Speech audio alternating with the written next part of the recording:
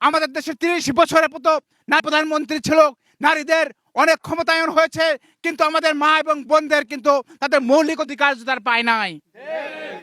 আমরা চাই এমন একটি বাংলাদেশ, যে বাংলাদেশে আমাদের মা এবং বোনদের অধিকার থাকবে, তারা ঘর থেকে বের হওয়ার পরে ঘরে ফেরা পর্যন্ত তাদের অধিকার থাকবে, তাদের নিরাপত্তা থাকবে। সেই বাংলাদেশ আমাদেরকে প্রতিষ্ঠা করতে হবে সকলকে সাথে নিয়ে।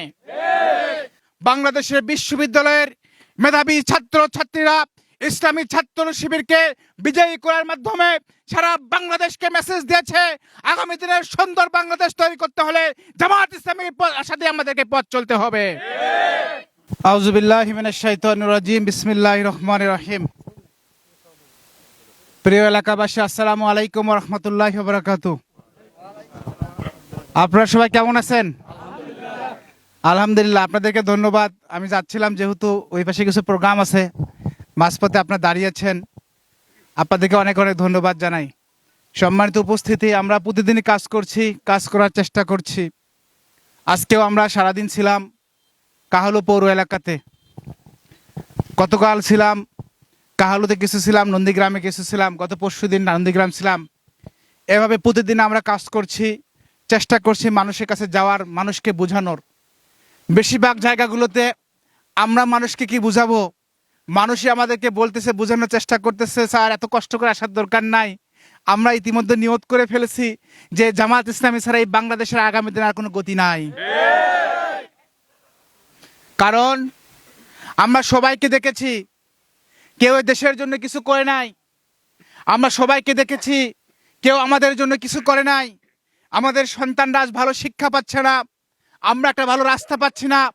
আজকে আমরা কৃষক, আমাদের ট্রান্সমিটারগুলো 2 দিন পরে চুরি করে নিচ্ছে কিশোর গ্যাংরা, স্থানীয় রাজনীতিবিদরা।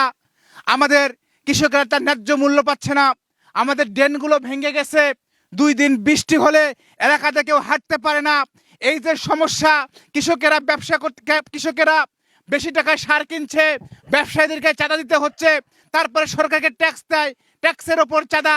এই যে মানুষের জীবন অতিষ্ঠ হয়েছে, মানুষ মনে করছে আজ জীবনকে যদি সুন্দর করতে হয়, দেশকে যদি সুন্দর করতে হয়, পরিবারকে যদি সুন্দর করতে হয়, আমাদের সন্তানদেরকে যদি আগামী দিনে বাঁচাতে হয়, তাদের জন্য একটি সুন্দর বাংলাদেশ তৈরি করতে হয়, তাহলে জামাত ইসলাম ছাড়া আর কোনো বিকল্প নাই।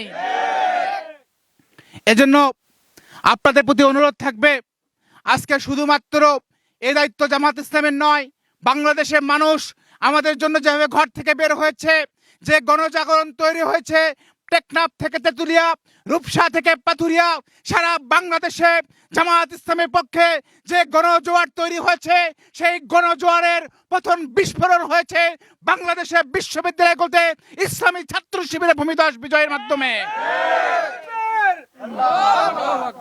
আজ আমি আপনাদের প্রতি অনুরোধ রাখতে চাই, বাংলাদেশের বিশ্ববিদ্যালয়ের মেধাবী ছাত্র ছাত্রীরা ইসলামী ছাত্র শিবিরকে বিজয়ী করার মাধ্যমে সারা বাংলাদেশকে মেসেজ দিয়েছে, আগামী দিনের সুন্দর বাংলাদেশ তৈরি করতে হলে জামাত ইসলামীর সাথে আমাদেরকে পথ চলতে হবে।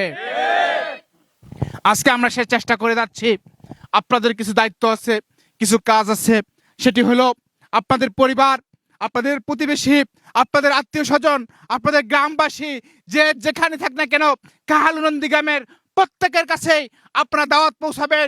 আপনাদের দেশ বাঁচানোর জন্য, এই প্রিয় মাতৃভূমি বাঁচানোর জন্য, আমাদের সন্তানদের জন্য, একটা সুন্দর সমাজের জন্য আপনারা সবাইকে আহ্বান করবেন, সবাই যেন একসাথে হয়ে দাঁড়িপাল্লাকে বিজয় করার জন্য কাজ করার চেষ্টা করে।